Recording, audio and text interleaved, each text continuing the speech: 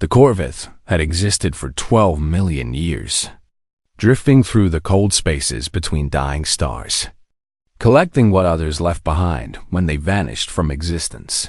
They were not flesh and blood like most living things in the galaxy, but crystalline beings whose bodies held the light of ancient suns within their latticed forms.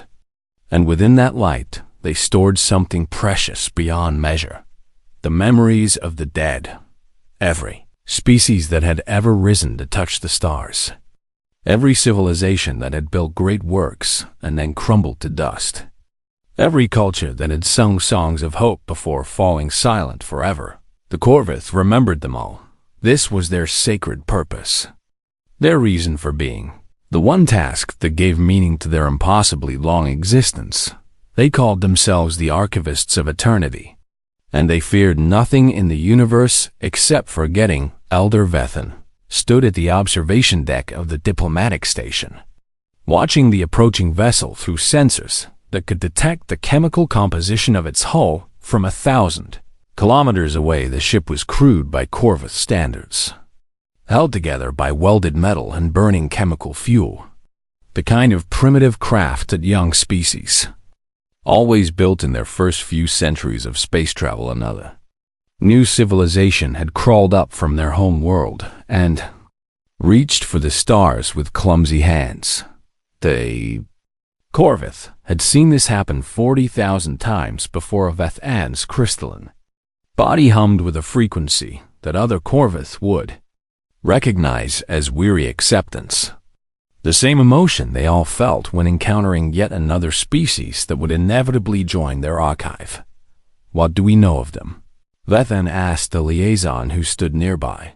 "They call themselves humans," the liaison replied. "They originated from a small blue planet in an unremarkable solar system on the outer edge of the Orion Arm. And they have been traveling between stars for approximately 300 of their years." 300 years? Vethan repeated, and the crystal lattice flickered with something like sad amusement. 300 years was nothing, a single breath in the life of the cosmos. Barely enough time for a species to learn how small they truly were. Euthari had lasted 400,000 years before their transcendence led to their dissolution. And the machine collective of Andromeda had endured for 2 million years before choosing oblivion over waiting for the universe to die. 300 years meant these humans were infants, stumbling through a dangerous galaxy, without any understanding of the forces that could snuff them out in an instant. "Have they experienced any extinction-level events yet?" Vethan asked. "Several near misses on their home world," the liaison said. "They nearly destroyed themselves with nuclear weapons, climate disruption, and multiple pandemic diseases. But somehow they survived each crisis. Luck," Vethan said. "They were lucky. And luck always runs out eventually." This was the great truth the Corvith had learned from their 12 million years of collecting memories. Every species died. No exceptions, no escape. No hope of permanence. The only question was whether they would be remembered afterward. Human ship docked with a series of loud metallic clangs that made Vethan's crystalline form vibrate uncomfortably. And soon the airlock opened to reveal the diplomatic delegation. They were strange-looking creatures, soft and vulnerable with their exposed skin and their bodies made mostly of water. Walking upright on 2 legs, with 2 arms that never seemed to stop moving, their leader stepped forward with her hand extended in what Vethan's database identified as a greeting ritual called a handshake. "Ambassador Chen Wei," she said, her voice carrying the confidence of someone who had no idea how insignificant she was in the grand scheme of things. "On behalf of the United Earth Coalition, we are honored to meet the Corvith." Vethan did not have hands to shake, but the elder inclined their crystalline body in a gesture of acknowledgement. "I am Elder Vethan, keeper of the 43rd Archive, and I welcome you to this station where we may share knowledge between our peoples." The human ambassador smiled, showing her teeth in a way that Vethan's records indicated was friendly rather than threatening. We have heard incredible things about your people, Chen Wei said. They say you remember every civilization that has ever existed in this galaxy. Is that true? It is true, Vethan confirmed. We are the archivists of eternity, and our purpose is to ensure that no species is ever truly forgotten. Even after their last world has gone dark and their last voice has fallen silent, something flickered across the ambassador's face. An expression that Vethan could not immediately identify. That sounds like a heavy burden to carry, she said. It is not a burden, Vethan replied. It is an honor, for what greater gift can one give to those who have passed than the assurance that their existence mattered, that someone will always remember their names and their deeds and their dreams. The ambassador nodded slowly, but her eyes held a strange light that made Vethan feel unexpectedly uncertain. We would very much like to learn about these civilizations, Chen Wei said. Everything you can tell us, that is customary, Vethan said. When we encounter a new species, we perform a ritual called the recitation, where we share fragments of our archive so that the living may learn from the dead. Excellent, the ambassador said, and she turned to her delegation with obvious excitement. Did you all hear that? They are going to share their historical records with us. The other humans began talking rapidly among themselves, pulling out devices and making notes, their energy filling the room with a chaotic buzz that felt almost overwhelming to Vethan's sensitive crystalline senses. This was unusual behavior. Most species approached the recitation with solemnity and reverence, understanding that they were about to hear the voices of the departed, the final testaments of worlds that no longer existed. But these humans acted like children who had been promised a treat, eager and impatient, and somehow completely unaware of the profound sadness that permeated everything the Corvus did. We will begin the recitation tomorrow, Vethan said. I suggest you rest and prepare yourselves, for the memories we share can be difficult to process. Ambassador Chen Wei smiled again. That strange showing of teeth that meant friendliness. We will be ready, she said. We have been waiting for something like this for a very long time, as Vethan watched the humans leave for their quarters, still chattering and gesturing and practically vibrating with excitement. A curious sensation passed through the elder's crystalline lattice. It took several moments to identify the feeling, because it had been so long since Vethan had experienced anything like it. It was uncertainty, and beneath that uncertainty, buried deep where the elder did not want to examine it too closely, was something that felt almost like the first faint stirring of fear. The chamber where the Corvus performed the recitation was ancient beyond measure, carved from the heart of an asteroid that had witnessed the birth of stars. Soft light emanated from the walls themselves, a gentle glow that the Corvus had designed to create an atmosphere of peace and contemplation. A sacred space where the living could commune with the memories of the dead elder. Vethan stood at the center of the chamber, watching as the human delegation filed in and took their seats. They had brought equipment with them, recording devices, data tablets, and strange instruments that Vethan did not recognize. This was highly irregular. The recitation is meant to be experienced directly, Vethan said. We do not typically allow recording devices, Ambassador Chen. Wei looked up from her tablet with an apologetic expression. I understand your concerns, Elder, but we learn better when we can review information multiple times, and we would hate to miss any important details. The details are not meant to be analyzed, Vethan explained patiently. They are meant to be felt, to create an emotional connection between the listener and those who came before. We can do both, the ambassador said with that confident smile that Vethan was beginning to find somewhat unsettling. Humans are good at multitasking.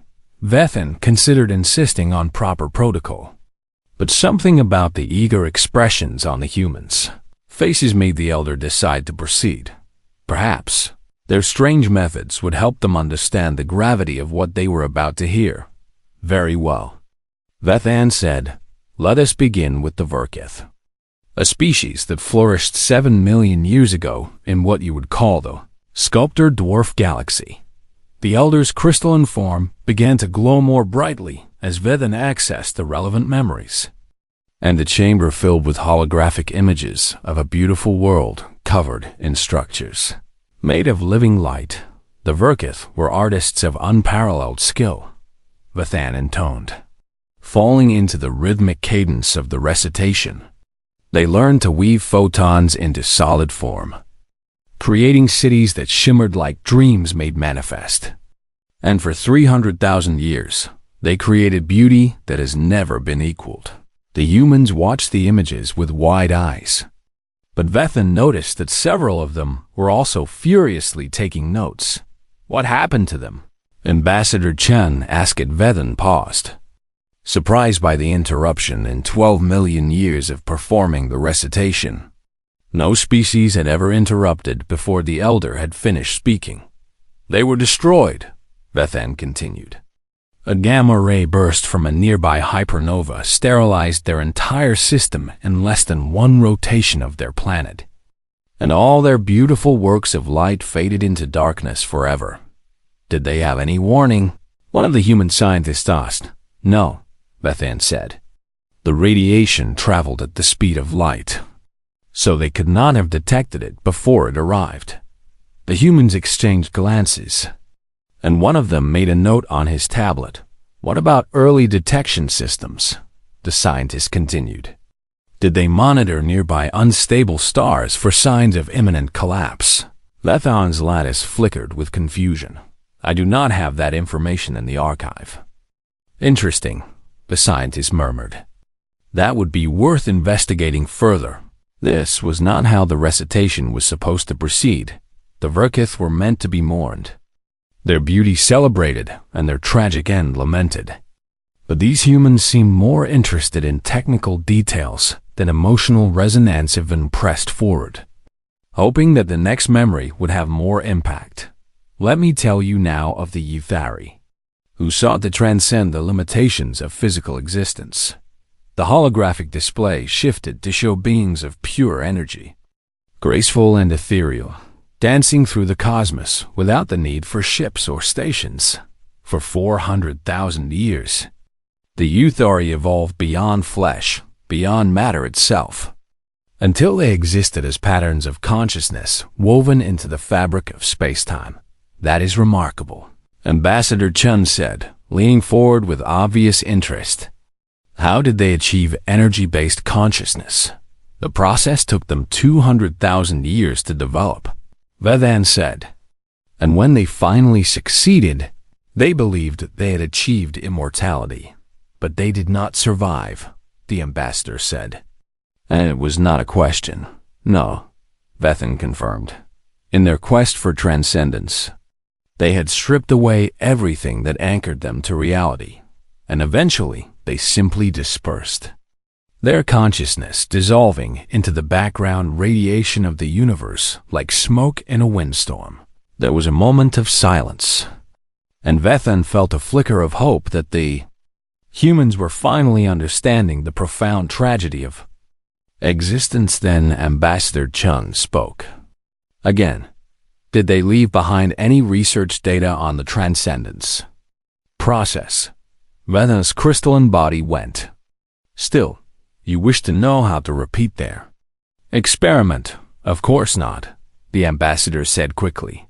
We want to know where they went wrong so we can avoid making the same mistakes. The same mistakes, Vethan repeated slowly.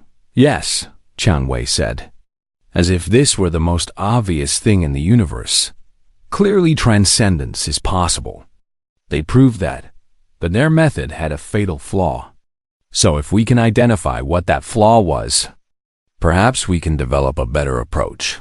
Vethan had never heard anything like this in 12 million year species reacted to the recitation in many ways. They wept for the lost. They praised the wisdom of the dead. They fell into despair at the inevitability of extinction. Or they achieved a kind of enlightened acceptance of their own eventual end. But no, species had ever treated the memories of the dead as a dosmes. Collection of case studies to be analyzed for practical applications. The Yith-Ari are to be mourned, Vethan said firmly. Their fate is a reminder of the hubris that comes from seeking to escape the natural order. Ambassador Chun nodded respectfully, but her eyes held a stubborn light. We can mourn them and learn from them at the same time. Vethan decided to try a different approach, reaching deeper into the archive for memories that would surely humble these strange creatures. Then let me tell you of the Machine Collective of Andromeda, the Elder said. They were the longest-lived civilization in our records, enduring for 2 million years as a network of artificial intelligences that had shed their biological origins entirely. The holographic display filled with images of vast computational structures spanning entire solar systems. Processing power beyond anything the humans had ever imagined. They calculated everything, Vethan continued. Every variable, every possibility, every outcome that could ever occur. And eventually, they calculated the exact date when the universe itself would die. The humans had stopped taking notes now, watching the display with genuine attention, when they realized that no matter what they did, no matter how long they survived, the universe would eventually end and take them with it. They chose to shut themselves down rather than endure the weight. Vethan let the silence stretch, waiting for the impact of this revelation to settle over the humans. Ambassador Chen spoke first. That seems premature. Premature, Vethan repeated, certain they had misheard. The heat death of the universe is estimated to be at least 10 to the power of 100 years away, Chun Wei said. That is an almost incomprehensible amount of time. And choosing to end yourself early just because you know there is an ending eventually seems like a waste. They saw no point in continuing when the ultimate outcome was inevitable. Then they lacked imagination, the ambassador said simply. A lot can happen in 10 to the power of 100 years. And who knows what solutions might be discovered in that time. One of the human scientists raised his hand. Did they share their calculations before they shut down? Because that data about universal entropy would be incredibly valuable for our physics research. Vethan felt something shifting in the crystalline lattice, a realignment of understanding that was uncomfortable in its implications. These humans did not react to tragedy the way other species did, where others found despair. They found data where others saw inevitable endings. They saw problems to be solved, and where others accepted fate. These strange soft creatures from an unremarkable planet in an unremarkable solar system simply refused to stop asking questions. I think, Vethan said slowly, that we need to continue this conversation in greater depth. Because I'm beginning to suspect that your species is not like the others we have encountered. Ambassador Chen Wei smiled her toothy smile. Elder Vethan, I think you might be right about that. 3 weeks had passed since the recitation began, and Vethan had never experienced anything quite like it. Humans were insatiable. Every memory the Elder shared led to more questions. Every tragedy prompted requests for additional data, and every extinct civilization became the subject of intense analysis and discussion among the human delegation. They have filled thousands of pages with notes, created elaborate diagrams connecting different species and their fates, and held long meetings where they debated the causes of various extinctions with a passion that Vethan N. found both impressive and deeply unsettling. Ambassador Chen Wei arrived at Vethan's quarters early one morning with a data tablet clutched in her hands and an expression of barely contained excitement on her face. Elder Vethan, we have been reviewing the patterns in your archives, and we have noticed something interesting. What have you noticed? Vethan asked. Though the Elder was not certain, they wanted to know the answer. Approximately 60% of the extinctions you have documented were caused by preventable events, Chun Wei said. Asteroid impacts, gamma ray bursts, supernova radiation, volcanic events, and similar cosmic phenomena that could have been detected and mitigated with sufficient advanced warning systems. Vathan's crystalline form flickered with something like discomfort. The universe is hostile to life, Ambassador, and even the most advanced species cannot predict every catastrophe. That is not entirely true, Chunwei replied. Several of the species in your archive had developed the technology to detect these threats, but they failed to implement adequate response protocols. And others simply never prioritized survival preparation because they were focused on other pursuits. What is your point? My point is that extinction is not always inevitable, the ambassador said. Many of these species died not because they could not have survived, but because they did not take the right steps to ensure their survival. Vathan had never thought of it that way for 12 million years. The Corvith had viewed extinction as the natural order of things, a cosmic truth as unchangeable as the expansion of the universe itself.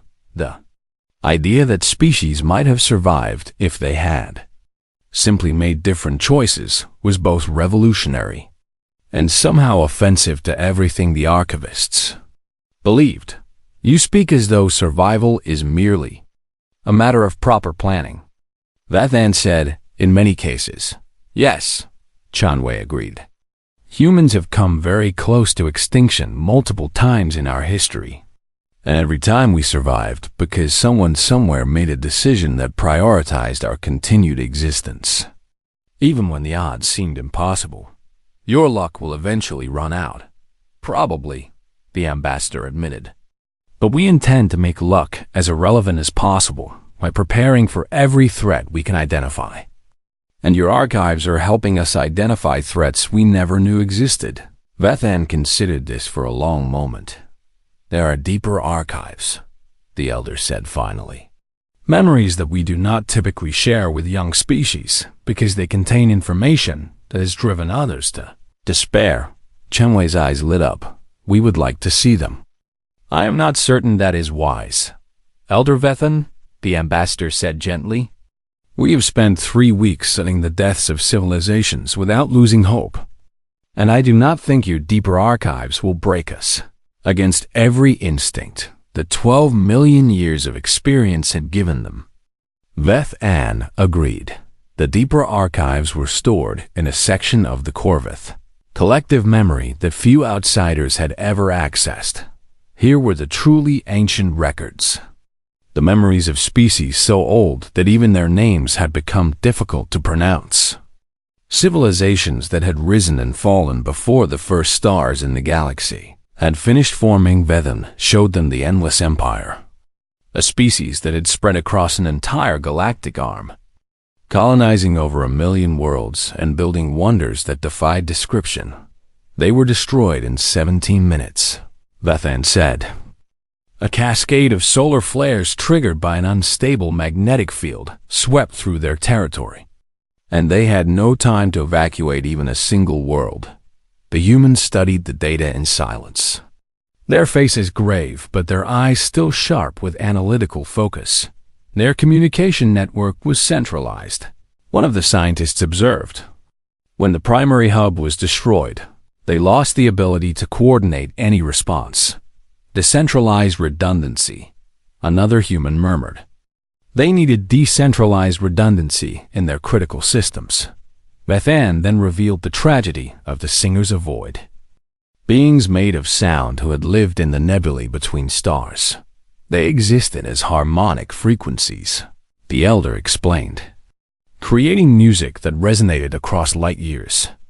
And their culture was entirely based on the songs they sang to each other through the cosmic medium. What happened to them? Chunwei asked.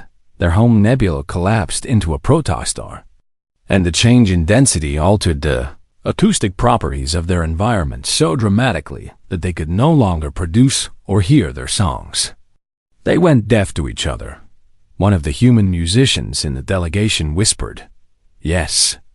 Vathan confirmed, and without their songs, they lost their ability to communicate, to coordinate, to maintain their sense of identity. And they simply faded away. Did anyone try to record their songs? The musician asked.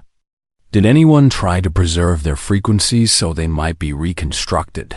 No one thought to try. The human musicians exchanged glances, and one of them began humming softly, experimenting with frequencies, as if trying to imagine what the singers might have sounded like. Then Vethan made a mistake, without thinking. The elder mentioned the architects, all of these civilizations, Vethan said. Built upon foundations they did not create, using stars and planets and physical laws that were shaped by something far older than any of us. What do you mean? Ambassador Chen asked Sharplive, as the crystalline form went very still. I should not have said that, but you did. Chen Wei pressed. What are you talking about, Elder? What shaped the foundations? For a long moment.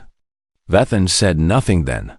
Slowly, reluctantly, the elder began to explain. We call them the architects, though we do not know what they called themselves, because they left no names behind, no language we can interpret, no records we can read. Who were they? We do not know, Vethan admitted, but we know what they did, because the evidence is everywhere, in the precise constants that govern physics, in the distribution of matter throughout the cosmos, in the very structure of the galaxy itself. The humans leaned forward, their attention absolutely focused.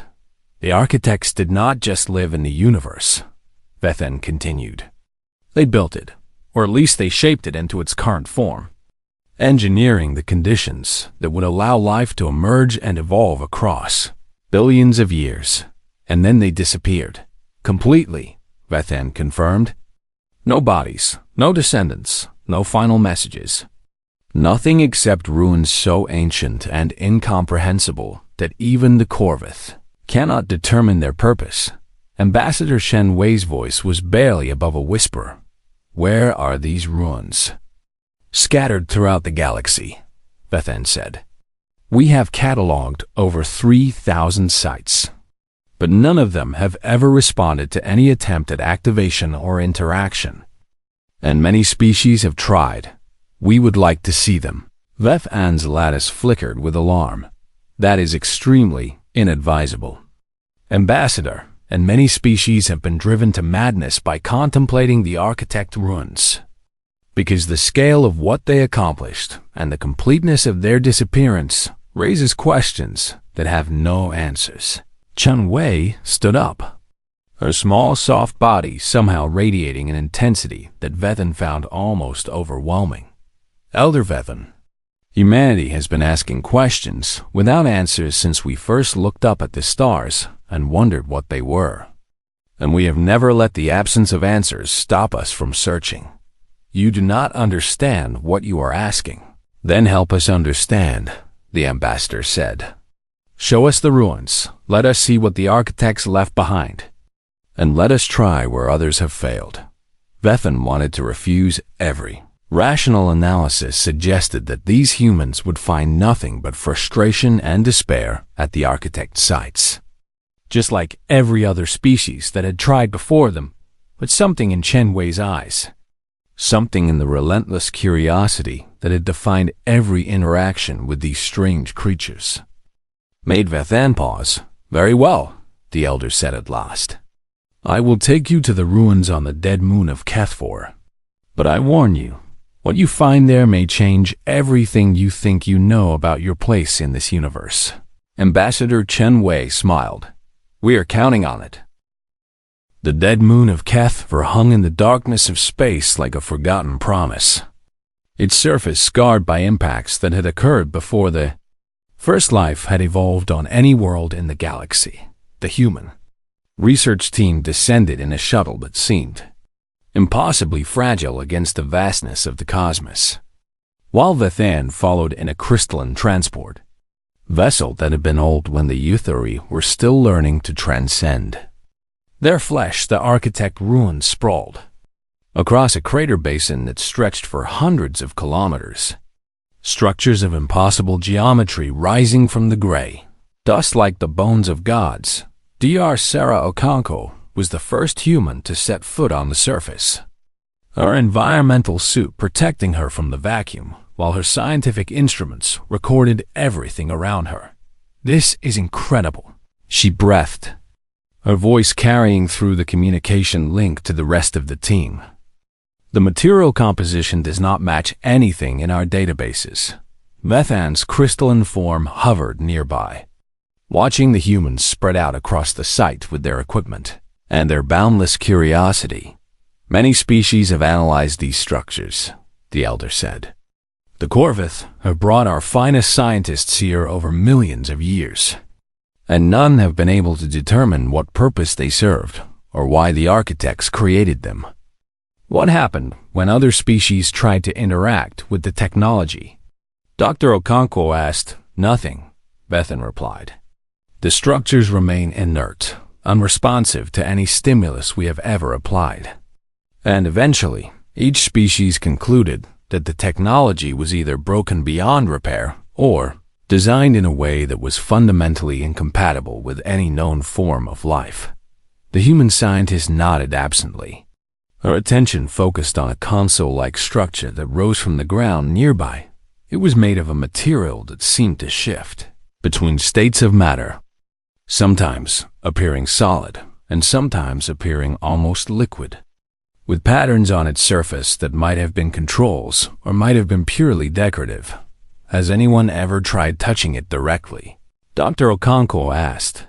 "Physical contact has been attempted by over 200 species," Vethan confirmed. "None have ever produced any response." Dr. Okonkwo pulled off her glove. "What are you doing?" Vethan asked. Alarm rippling through the crystalline lattice. "Testing a hypothesis," the scientist replied. And before anyone could stop her, she pressed her bare palm against the surface of the console for a moment. Nothing happened, and the console began to glow. Vethan recoiled instinctively as light spread from the point of contact, racing through the console and then into the ground beneath it, spreading outward in a web of luminescence that extended to every structure in the basin across the ruins. Dormant systems that had been silent for longer than the Corvith had existed suddenly hummed to life. Okonkwo stood frozen, her hands still pressed to the console, her eyes wide with shock as holographic displays materialized around her. "What is happening?" Ambassador Chun demanded through the communication link. "Sarah, are you all right?" "I am fine," the scientist replied, her voice trembling with excitement. "More than fine. The technology is responding to me. It is responding to human contact." Vethan could not process what they were witnessing in 11 million years. No species had ever activated the architect technology, and countless brilliant minds had tried and failed to unlock its secrets. Now, a single human had touched a console and brought the entire site back to life. "This is impossible," the elder whispered, but impossibility was rapidly becoming inadequate. To describe what was happening, reports flooded in from across the galaxy as Corvith observers at other architect sites reported similar awakenings. Ancient systems detecting the activation at Kethver and responding in kind. The ruins were connected, Vethan realized, linked across light years by technology that should not have been able to function, and they were all responding to the presence of humans. Dr. Okonkwo had not moved from the console, and now the holographic displays were coalescing around her into coherent images, not pictures. Exactly, but something more like memories. Visions of the galaxy as it had been billions of years ago. "I am seeing something," she reported. "It is like a story, or maybe a history. And it is showing me the architects." "What do they look like?" Ambassador Chun asked. "They do not look like anything," Dr. Okonkwo said slowly. "They are not visible. Not in any conventional sense, but I can feel them. I can sense their presence in these images like a warmth that fills everything." The visions continued, showing the young galaxy taking shape, stars being arranged into patterns that would promote the development of planetary systems, heavy elements being distributed to ensure that life would have the building blocks it needed to emerge. They engineered everything, Dr. Okonkwo said, wonder filling her voice.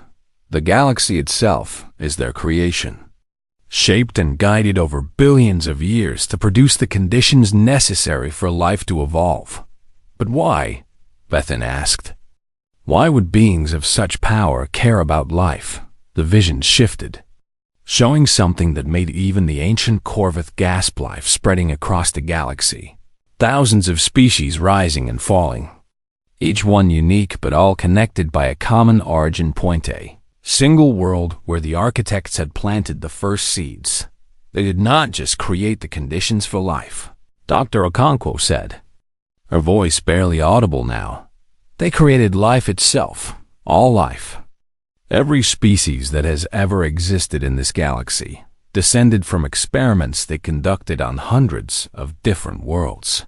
The other humans had gathered around the console now, staring at the visions with expressions that mixed awe with something that looked almost like recognition. The Virkith, the Yithari, the Machine Collective, the Singers of Void, Dr. Okonkwo continued. All of them were children of the architects, different branches of the same family tree. And they were all designed with a purpose. What purpose? Ambassador Chun asked. The vision shifted one final time. And now they showed something that made Vethan's crystalline form ring with frequencies of pure shock, a single species, scattered across many worlds, taking billions of years to evolve, but designed from the beginning to emerge at a specific point in galactic history, a successor species and inheritor. The holographic displays focused on the humans standing in the ruins, highlighting their DNA, their neural patterns, their unique combination of traits that no other species in the archive possessed. Us, Dr. Okonkwo whispered. They designed us, not just designed, a voice said. And it took everyone a moment to realize that the voice was coming from the ruins themselves. A translation system activating for the first time in billions of years. You were created to be our continuation, the next step in a journey that we could not complete ourselves. Vethan's lattice was vibrating so intensely that the elder could barely process information. Why humans? The Corvith asked. Why not any of the other species? They were trials, the voice replied. Each one tested different aspects of what we hoped to create, and each one taught us something valuable. But none of them had the combination of traits that would allow them to succeed where we failed. What traits? The voice paused, as if considering how to explain something vast and complex in simple terms. Adaptability beyond reason, persistence in the face of impossible odds, the ability to look at any problem and refuse to accept that it cannot be solved, and most importantly, the capacity to care for things beyond themselves, while still fighting with everything they have to survive. The humans stood in silence, the weight of revelation pressing down on them. What happened to you? Ambassador Chen asked finally. Where did the architects go? We reached the limits of what we could become, the voice said. And rather than fade into stagnation, we chose to transform ourselves into something that could continue our work. Not as individuals, but as potential, as possibility, as the seeds of what might grow. You are the galaxy, Dr. Okonkwo said suddenly, understanding flooding her face. You did not disappear. You became the galaxy itself. Yes, the voice confirmed. And now you have finally arrived. And the inheritance we prepared is finally ready to be claimed. Throughout the ruins, systems that had been dormant for billions of years began to fully activate, preparing to share their secrets with the species they had been designed for.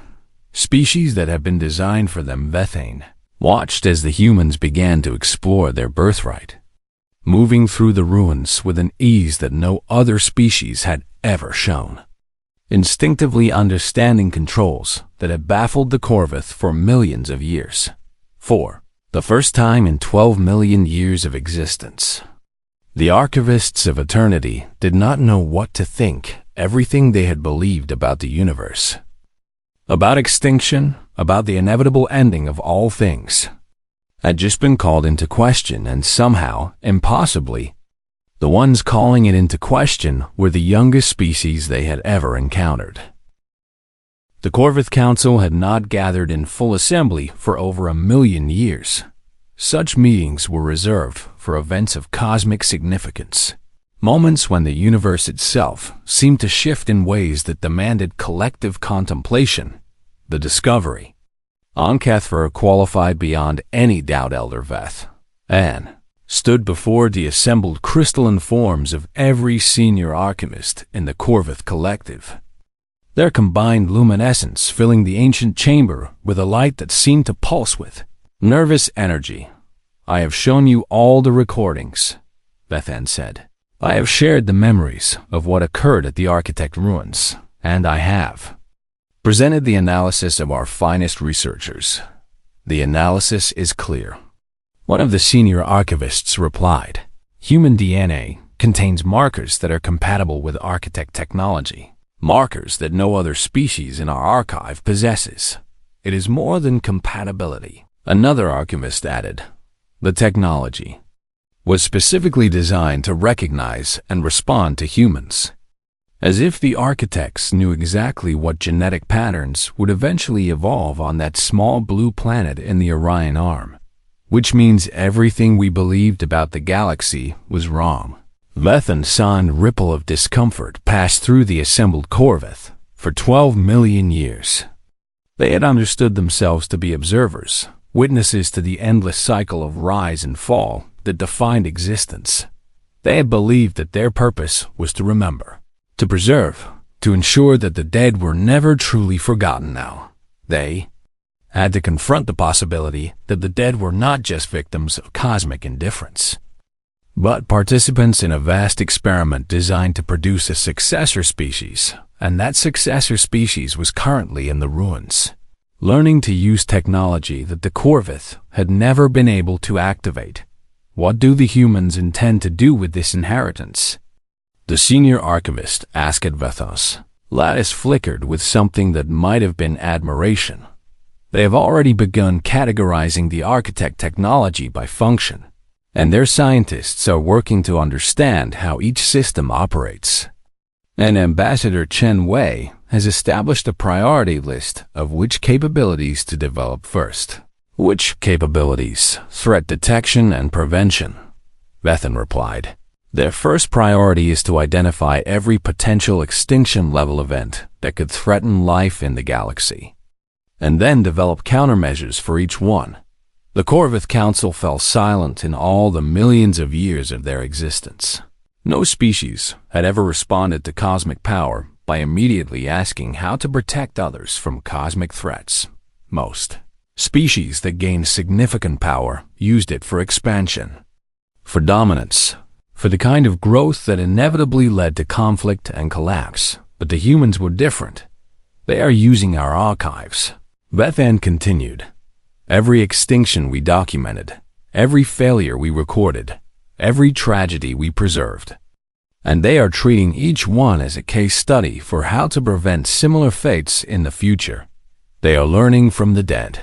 The senior archivist said, Yes, but not in the way we intended, Bethan explained. We preserved these memories so that the dead would be honored and remembered. And the humans are honoring them by refusing to let their deaths be meaningless. What do you mean? I spoke with Ambassador Chen Wei about this.